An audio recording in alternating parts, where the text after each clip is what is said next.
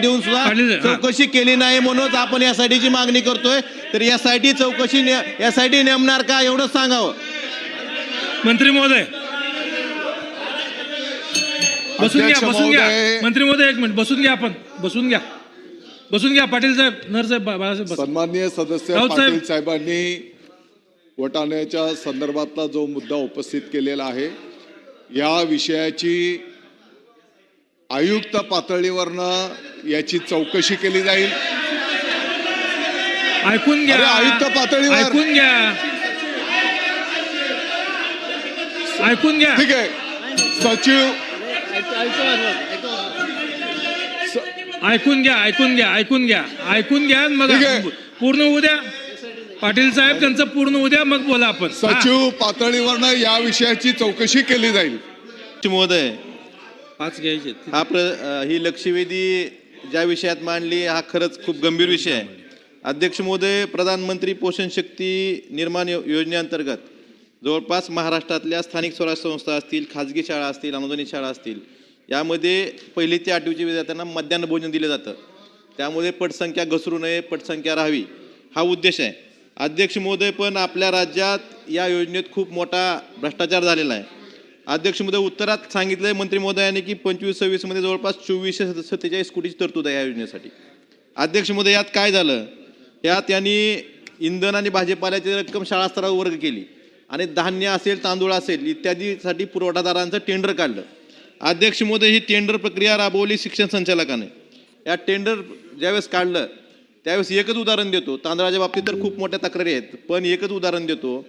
हिरवा वाटाणा, green peas हे निविदा प्रक्रियेत टाकलं आणि ज्यावेळेस वर्क ऑर्डर दिली त्यावेळेस फक्त वाटाणा, त्याचा रेट काय तर 134 रुपये हिरवा वाटाण्याचा रेट होता टेंडरमध्ये.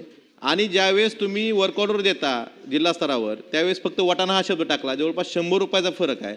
अध्यक्ष महोदय, दोन्ही कुणी केलं, वर्क ऑर्डरवर सही शिक्षक संचालकाची, टेंडर कुणी काढलं, शिक्षक संचालकानं.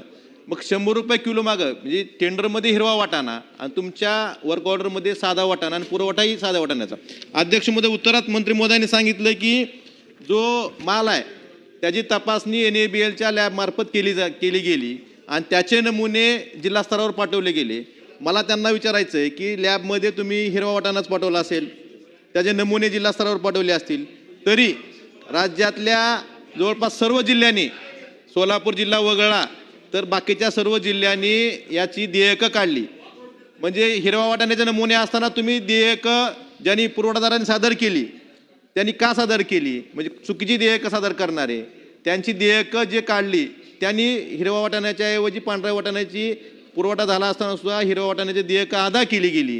ह्या जवळपास कोट्यावधी रुपयाचा घोटाळा झालेला आहे. माझी मंत्री महोदयांना एवढीच विनंती आहे की जे शिक्षण संचालक आहेत ह्यांनी हा खूप थंड डोक्याने केलेला भ्रष्टाचार आहे. शिक्षण संचालक आणि पुरवठादार ह्या दोघांनी मिळून हा थंड डोक्याने केलेला भ्रष्टाचार आहे. जिल्हा स्तरावर जी बिलं काढतात त्यांनी, त्यामुळं याची SIT चौकशी करणार का आणि जी जादा रक्कम अदा गेली आहे ही वसूल करणार का, ह्या पुरवठादारांना काळ्या यादीत टाकणार का, ह्याचं उत्तर मंत्री महोदयांनी द्यावं. मंत्री महोदय.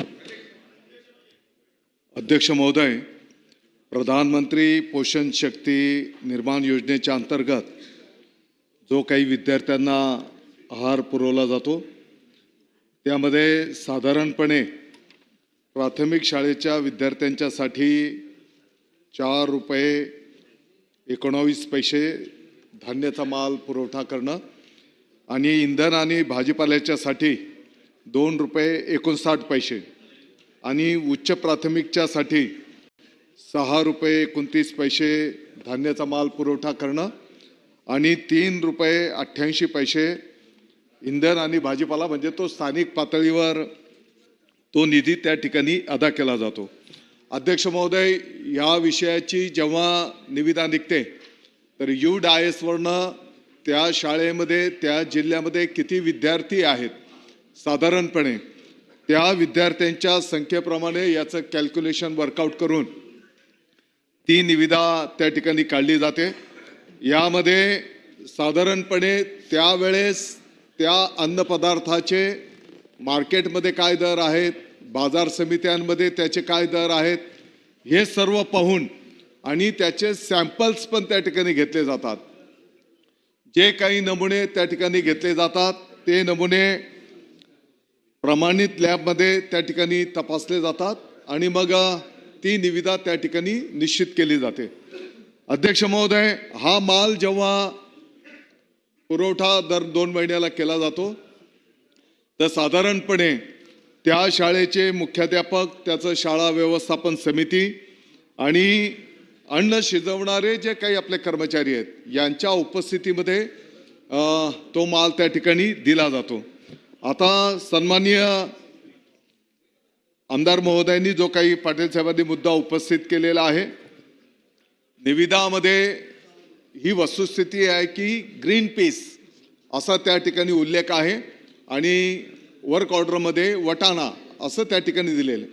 परंतु साधारणपणे पुरवठा जेव्हा केला जातो तर तो पुरवठा जे सॅम्पल दिलेले होते त्याप्रमाणेच त्या ठिकाणी करणं अपेक्षित आहे आणि म्हणून आपण जे काही बाब निदर्शनास आणून दिलेली आहे ही निश्चितपणे याची चौकशी केली जाईल आणि या चौकशीचा जो काही अहवाल येईल त्या अहवालाप्रमाणे पुढची कारवाई केली जाईल.